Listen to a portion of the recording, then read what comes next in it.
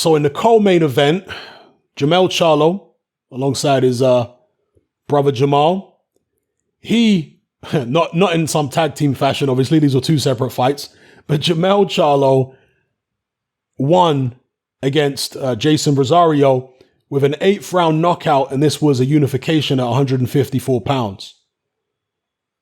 Jermall Charlo came out in the first round throwing some very wild punches. Now, I don't know whether that was tactical, whether he was trying to condition Rosario. You know, sometimes you might come out, throw some wild shots at your opponent, and he thinks, okay, now I know what angle he's going to throw his shots from. I'm going to be ready for him with certain counters.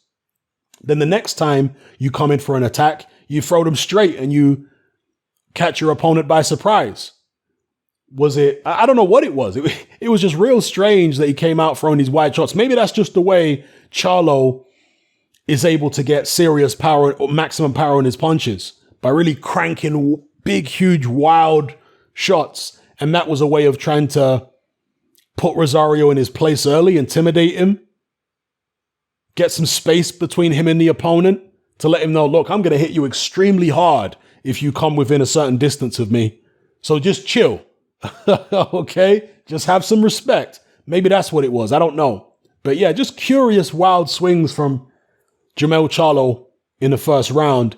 But after that, he settled down into his boxing. He established a very nice rhythm, and he was outboxing Rosario the whole way. He hurt him. I believe it was in the 6th round. Was that counted a knockdown? Yeah, it was. It was counted a. Yeah, he was down in the first round. Excuse me. He was down in the first round. That first round knockdown, was that really a knockdown? In fact, I'm kind of getting confused about which knockdowns there were.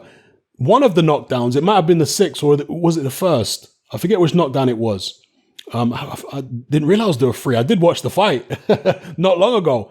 I remember 2 of the knockdowns. One of them was from a left hook, I believe it was, high on the head. And I'm not sure whether that was actually a knockdown.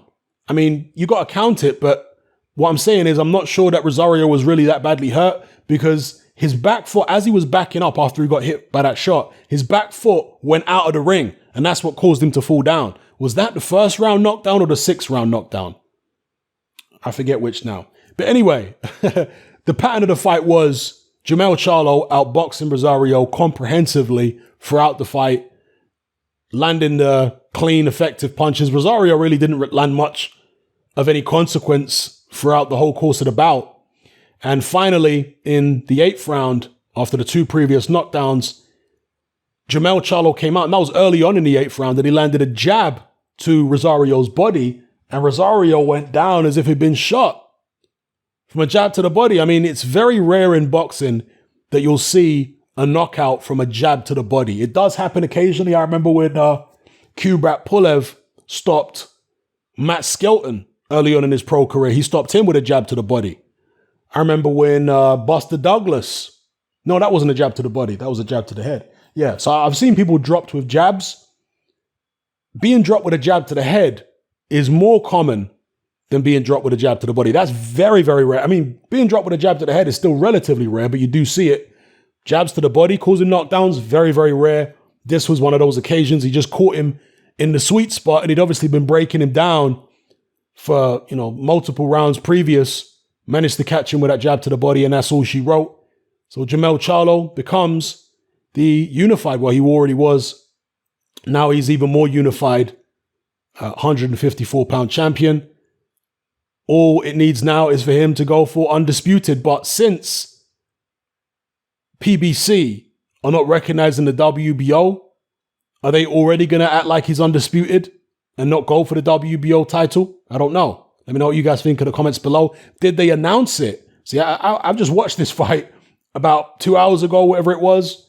I can't remember whether they announced it as the undisputed or whether they announced it as a unification and the unified, because it's not undisputed unless the WBO is on the line, because they are and have been for many years recognized as a legitimate sanctioning body. They paid their dues in boxing. In the 90s, they certainly weren't recognized as legit, but these days they are. So that's the standard right now, is to have all 4 belts. Let's see if Jermall Charlo goes for that. But until then, let me know what you guys think in the comments below. Were you impressed by his performance? Did you see the fight going this way? I know that in the lead up to the fight, Charlo said that Rosario'S win over Williams had more to do with Williams than it did to do with Rosario. So I guess he was alluding to what Williams maybe not being himself in that fight, because that's what that's what he did say. So let's see what happens there. Is he going to fight Williams? We're going to see a J-Rock fight. Let's see. And if you look at his record now, okay, he's got the Rosario. He avenged the Harrison defeat.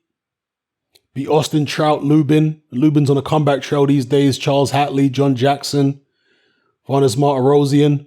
His record doesn't look quite as impressive as his brothers when you scroll through, particularly after the Derevenchenko fight. That was a real good one. Korobov is a quality fighter, although it was a contentious decision. And he has beaten J-Rock, Austin Trout as well, K9 Bondridge. So not as impressive as his brother's resume, but he's getting there. So let's see how long the twins can remain world champions simultaneously. Let's see how far they can go. Let's see if they can carve a legacy out for themselves, which will be remembered in generations to come. Will they go down as all-time greats? Because there have been many twins in boxing, and not just twins, but brothers in boxing, as we know, like with the Klitschko's, that have both turned out to be Hall of Famers. Will the Charlos be able to do that? Let me know what you guys think in the comments below. Who would you like to see Charlo fight next? And let me know what you think about all the points I've raised in this video. This time, I'm out.